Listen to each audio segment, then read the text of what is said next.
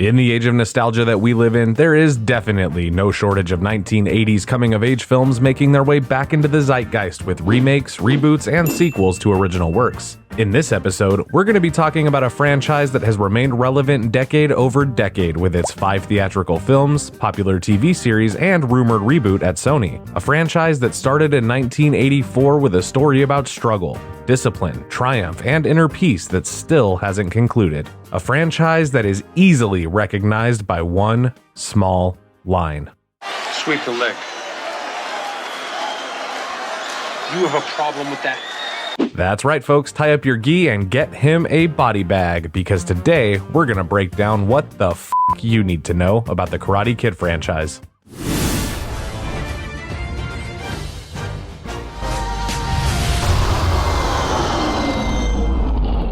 Now, this whole franchise is packed with stories, characters, and events that span across generations, literally. Don't bullshit me.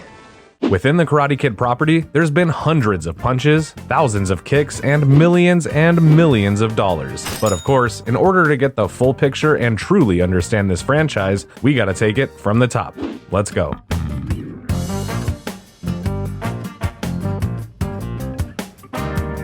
Directed by John G. Avildsen and starring Ralph Macchio and Pat Morita, The Karate Kid is a 1980s classic which follows the story of Daniel LaRusso as he teams up with a karate master named Mr. Miyagi in order to learn the art of self-defense and compete to win the All-Valley Karate Championship against Cobra Kai, a local dojo filled with violent and antagonistic students and led by Daniel's tormentor, Johnny Lawrence. You gotta get your mommy to sign that so you can be in the tournament with the big boys. They gotta know where to send your body after I get finished with it. Now, this whole rivalry started when Daniel and his single mother moved to Reseda, California from their home in New Jersey. Daniel is just a regular teenager looking for a regular teenager experience. You know, making friends, meeting girls, and then finding out that the girl you like's boyfriend is a f***ing black belt in karate. So, to defend himself against Johnny and the bullies from Cobra Kai, Daniel enlists the help of his apartment's maintenance man, Mr. Miyagi, who is secretly a well-versed karate expert who's put the art behind him in order to live a peaceful and quiet life. You know, a life of raising bonsai trees, meditation, and of course liking and subscribing to JoBlo for the best in movie content. You know, that sort of thing. Stand up. This movie focuses a lot on Daniel's relationship with Mr. Miyagi, and you can really feel the chemistry and genuine kinship between these two actors. No need fight anymore. You prove a point. What point? That I can take a beating? Miyagi teaches Daniel valuable lessons that shape him into the person he is always gonna be in this franchise. That karate is for self-defense and not to cause harm, and that in order to master karate, you need to know when to avoid conflict. And also something about waxing a car. You know the one. Wax on, wax off. Breathe in through nose, out the mouth. As Daniel trains harder and harder, his bullies torment him more and more until eventually they decide to settle their issues on the mat at the All-Valley tournament, which promises to be a very reliable way to settle things in this universe. But I like that. I like that. Daniel wins the All-Valley after performing a nearly impossible move that symbolically represents Daniel's acceptance of Miyagi's teachings.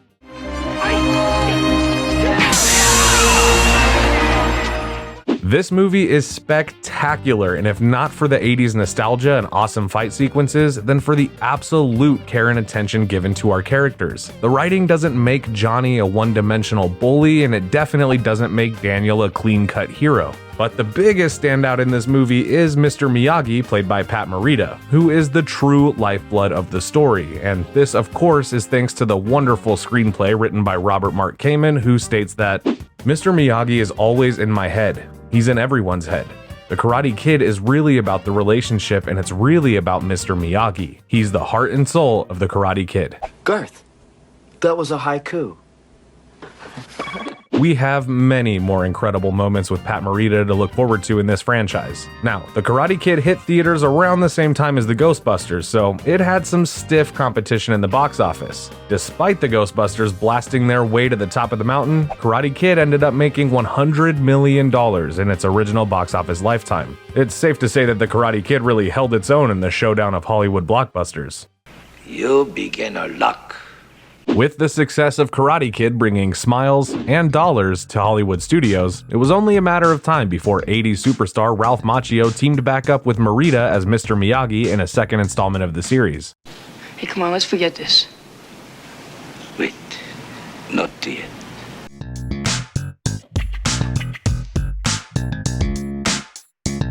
Your sensei teach you how to fight with spear, huh?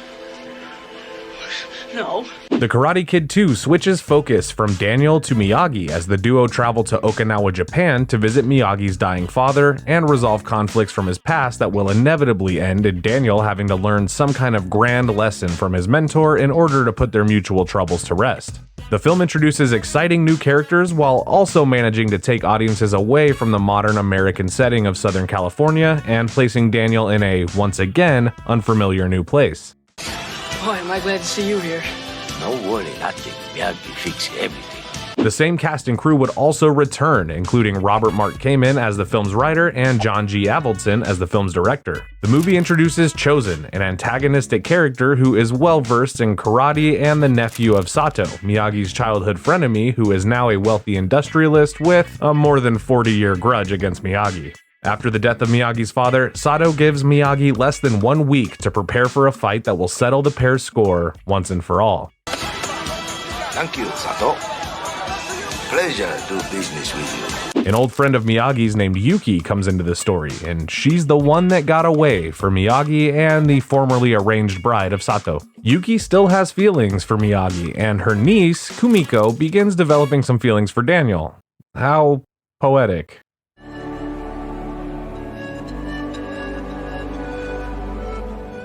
Throughout this film, Daniel learns more about Mr. Miyagi and his family legacy in the art of karate, while also stirring up some trouble of his own with Chosen and his family. So whatever problems Mr. Miyagi has with your uncle, they don't have to be ours. Oh, yeah. Oh, we have our own. It all culminates in a final conflict, but not in the way you would think. The final act of this movie takes place in the wake of tragedy as a typhoon hits the village and leaves Sato's dojo in ruins and reveals the true colors of our movie's villains. Daniel attempts to save a child from the disaster, and after Chosen refuses to offer a helping hand to Sato, he disowns Chosen and takes the side of Daniel, effectively ending the long-running rivalry between him and Miyagi.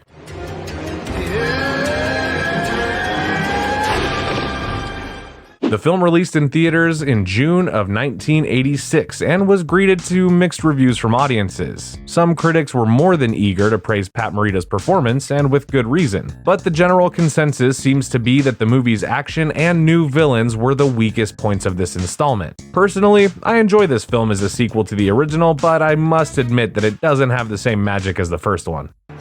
Live or die, man. Die. But regardless, the film made $130 million and easily became one of the top grossing films of the year. In the late 1980s, there was also a spin-off cartoon series of the same name which followed the adventures of Daniel-san and Miyagi in more supernatural endeavors.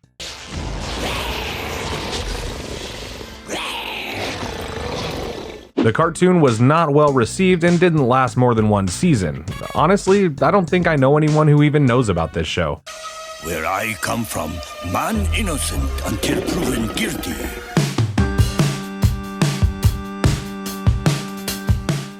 Now the real pain begins, Danny boy. The Karate Kid 3 is a slight return to form for the franchise. This movie follows Daniel LaRusso once again as he and Mr. Miyagi are back in LA and continuing to train in karate.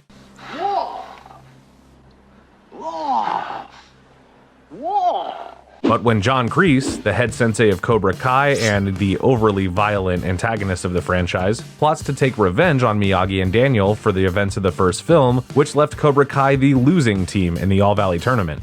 Miyagi takes Daniel in after their apartment building is closed down, and Daniel helps Mr. Miyagi to fulfill his dream of opening up a bonsai tree shop in the valley. Kreese reunites with an old military friend from Vietnam, Terry Silver, a wealthy and ruthless karate master whose intentions prove to be beyond anything we've seen in this franchise before.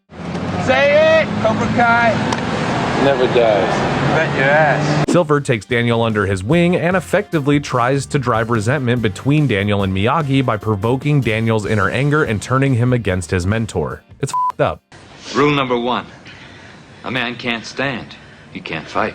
Now, with LaRusso and Miyagi returning to LA, we must also see the return of the All-Valley Tournament. Silver recruits the help of Mike Barnes, a karate champion, who aids our villains in competing against Daniel and destroying Miyagi. The film establishes some character motives that are still relevant and ongoing today. It's revealed that Silver, Kreese, and Barnes are working to re-establish Cobra Kai in the Valley as a franchise dojo with total market share over karate in the area. Of course, this should sound quite familiar as it is currently the main focus of Cobra Kai. More on that later. The film ends once again with Daniel harnessing an important lesson from his sensei and pulling off an impossible karate move to take the win. No need nothing except what inside you to grow. This movie opened up in theaters 3 years after the release of Karate Kid 2, and while being mostly successful as a commercial film, the reviews for the movie tell a different story. The Karate Kid 3 became the lowest reviewed film in the original trilogy, with most fans of the original film calling it an uninspired rehash of the first one. The film was once again written by Robert Mark Kamen and directed by John G. Avildsen, but the tone of this movie did feel a bit darker than we had seen it before. Even the film star Ralph Macchio has stated on record that he is not satisfied with this one. He quotes, "It felt like we were redoing the first movie in a cartoon kind of sense, without the heart and soul." You want to see some more? I want to see a lot more. Bring them back.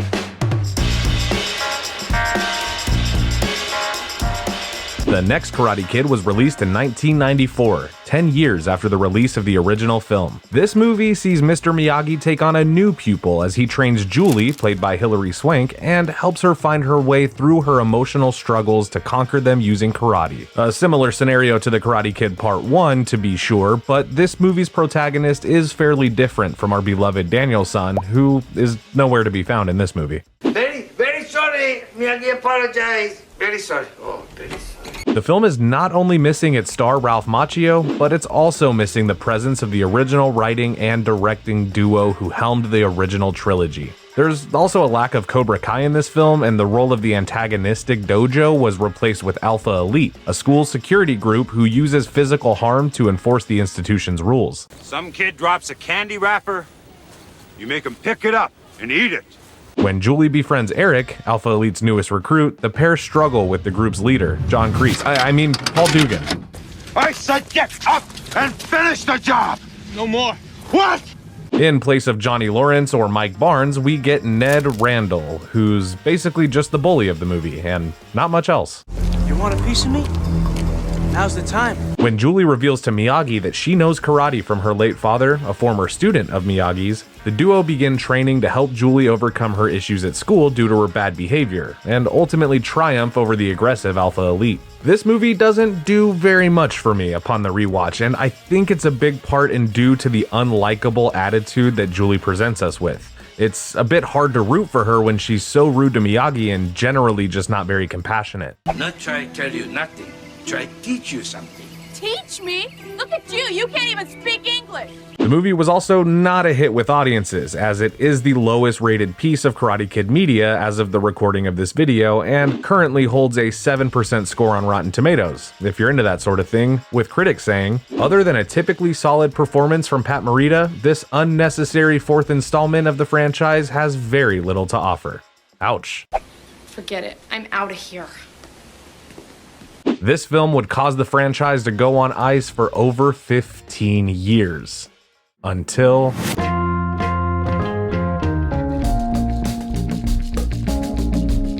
In 2010, after a 16-year break, Sony surprised audiences with the announcement that the much-beloved franchise would be receiving the reboot treatment and getting a modern adaptation starring Jaden Smith and Jackie Chan in the leading roles. You know, I remember when this trailer released and I immediately smiled seeing Jackie Chan in the role and giving what looked to be an impressively dramatic performance. Everything is kung fu. Now, this movie is essentially the same as the original film, but updated for modern day and placed in a different setting. Most of the performances in this movie are actually pretty solid, and the changes made to the characters do seem fitting. Basically, instead of Daniel LaRusso played by Ralph Macchio, we got Dre Parker played by Jaden Smith, and instead of Pat Morita as Mr. Miyagi, we see Jackie Chan playing a more dark and stoic Mr. Han. Instead of being set in the Valley, it's set in China, and instead of Cobra Kai and the likes of John Kreese and Johnny Lawrence, we get a bully by the name of Chang, played by Zhenwei Wang, and his equally bullying sensei, Master Li, played by Rongweng Yu. This movie is definitely not a bad way to reboot a classic film, I'll give it that. It holds a lot of the same messages and tones while giving us something fresh that we haven't already seen. When I rewatched this movie, I couldn't help but think about where the story would have gone if there had been a sequel. But in either case, the film made a worldwide total box office take of $359 million and holds a respectable 66% on the tomato meter. Your focus needs more focus. I gotta say, I'm not mad at this reboot at all. It's not terrible.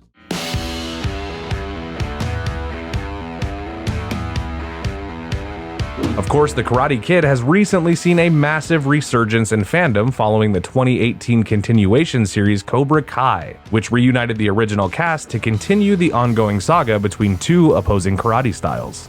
The best defense is no be there. You mean don't be there? With more than 30 years passing since the original story, YouTube Red released an original series to the platform in 2018 with Cobra Kai, a continuation of the original trilogy's events with a shift on the perspective. But there are no girls in Cobra Kai. Why not? Same reason there aren't women in the army. Doesn't make sense. The series follows Johnny Lawrence, played again by William Zabka, and puts us in the shoes of a washed-up karate champion whose glory days are well behind him. Or a nerd or a freak. All that matters is that you become badass. The first season of this show was so successful that it was purchased by Netflix after its first season when YouTube Red was discontinued. I don't know what that is, but get off it pronto, all right? The show continues to give us life from the bully's perspective, and it really does do a great job of getting you to see things differently.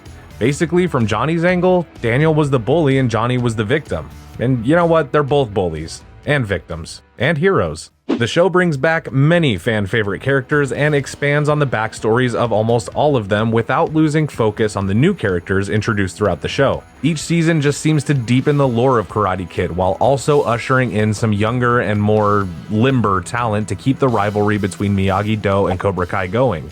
It's quite a ride.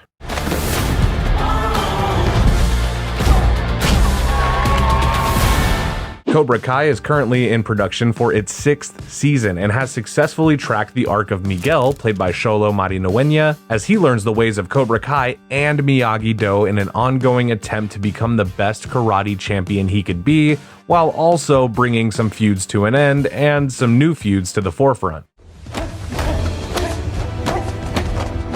Thought you guys were sworn enemies. The show is a wild success on streaming and is currently burned deep into the pop culture zeitgeist for multiple age ranges. Don't just stand there. Fight! And now that we've looked at the movies, let's talk about some important characters to keep track of throughout the franchise. Played by Ralph Macchio from 1984 to present day, Daniel is our reluctant hero who always seems one step away from becoming everything he trains to defend himself from. Daniel is confident, caring, brave, and a total badass. Played by Pat Morita, this character is the absolute heart and soul of the franchise. Miyagi is Daniel's mentor, a father figure, a tragic hero, and a friend to all who welcome his teachings. Fighting not good, but if must fight, win. William Zabka has completely transformed this high school bully into a truly relatable, redeeming, and respectable character. Nice shirt. Thanks. I'm joking, it sucks. Kreese in the Karate Kid films wasn't really very important. In fact, he was mainly just cartoonishly evil and didn't really have any substance. But thanks to Cobra Kai, Kreese's backstory and ongoing narrative make him a very interesting bad guy with motives that make more sense with the extra context. And I'm also lumping in Cobra Kai with John Kreese because how can I not, you know? Unlike Kreese, Terry Silver was interesting as a villain in The Karate Kid Part 3, but that was nothing compared to the absolute ruthlessness of his return to the Valley in Cobra Kai. Yeah, he's perfect. Oh. Terry is a billionaire karate expert who will stop at nothing, and I mean nothing, to create his empire of violent karate dojos. Miguel is essentially our Daniel LaRusso for the modern day. He's a fish out of water who learns karate to defend himself from his high school bullies. Miguel is very much a three-dimensional character and has made himself an essential part of the Karate Kid legacy. The daughter of Daniel's son and the love interest of Miguel, Sam is tough, brave, confident, and a total badass, just like Daniel. Robbie is Miguel's enemy, but also the son of Johnny and a student of Daniel's, and Kreese's, and Silver's. Do you want to fight him? Chosen follows a similar arc to Johnny in that he goes from being a relentless enemy to Daniel to becoming an ally and even a friend. Hey, whoa, no, I didn't mean literally cut his head off. And of course, the incredible cast of supporting characters from the original film all the way until now are all responsible for the amazing watchability of this ongoing saga. Hare Krishna, Krishna, Krishna. Turn your side. And now it's time for JoBlo's required viewing and skippable adventures. Now, technically you would want to watch all of the Karate Kid movies to get the entire story, but in the interest of the viewing experience, here's the titles I would recommend, and here's the ones you can probably skip. And with that, folks, we can not only look forward to more from Cobra Kai and Netflix's hit series, but Sony has also recently announced their intentions to reboot the film set in a universe with reverse roles and a child teaching an older man how to defend himself. What do you think about Sony's plans to reboot The Karate Kid? Let us know in the comments. And that, my friends, is what the f*** you need to know about the Karate Kid franchise. And we will see you again very soon.